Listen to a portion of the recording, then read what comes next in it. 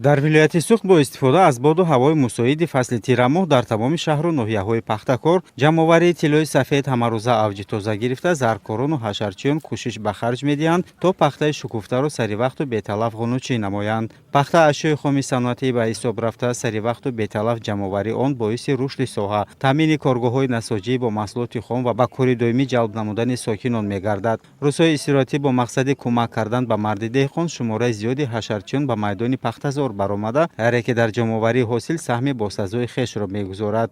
Дар ин рӯз 500 нафар шахсони касбу кори гуногун, кормандони мақомоти иҷроии ҳокимияти давлатии вилояти Суғд, мақомоти маҳаллии шаҳри Хуҷанд, кормандони соҳаҳои маориф, тандурустӣ, фарҳанг ва дигарон дар заминҳои хоҷагӣ, пахтакори ҷамоати деҳоти Куруши ноҳияи Спитамент фаъолона дар ҷамъоварии ин намуди ашёи хоми ватанӣ ширкат варзиданд. мо маорифчони шаҳри Хуҷанд ба кӯмаки деҳқон омадем.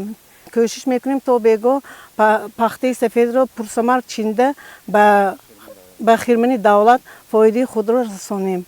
бояд тазаккур дод ки дар асоси дастуру супориш ва ҳидоятҳои асосгузори сулҳу ваҳдати миллӣ пешвои миллат президенти ҷумҳурии Тоҷикистон муҳтарам Эмомалӣ Раҳмон дар вилояти Суғд ба рушди соҳаи кишоварзӣ алалхусус пахтакорӣ таваҷҷӯҳи хоса равона гардида, ҳамасола истеҳсоли ин ашёи хоми санъатӣ зиёд карда мешавад. Бо дуруст ба роҳ мондани корҳо ва баландбардоштани ҳосилнокӣ метавон ба натиҷаҳои хуби меҳнатӣ шарафёб гардид.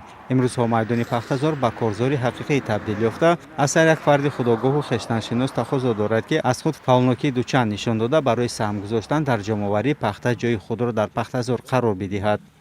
омӯзгорони Хуҷанд ба пахтачинӣ омадем. кӯшиш мекунем то бегоҳе то 50 кило чинем.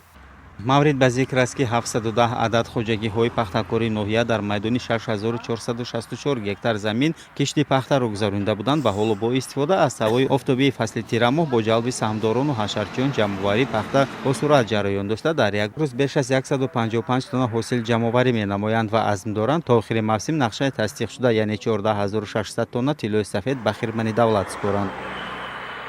кишоварзони пахтакори ноҳия ба мақсади иҷрои дастури ҳукумати ҷумҳурии Тоҷикистон дар самти беталаф ва саривақти ҷамъовари ҳосили тиллои сафед ҳамарӯза ба сахро баромада пахта мечинанд. дар ноҳия ба майдони 6464 гектар кишти пахта гузаронида шуда буд. ҳоло ҷамъоварии ҳосили дар ҳамаи хоҷагидорон пахтакор идома дорад. қудратло Раҳматлоев, Бузургмек Шоҳмаликов, ахбор.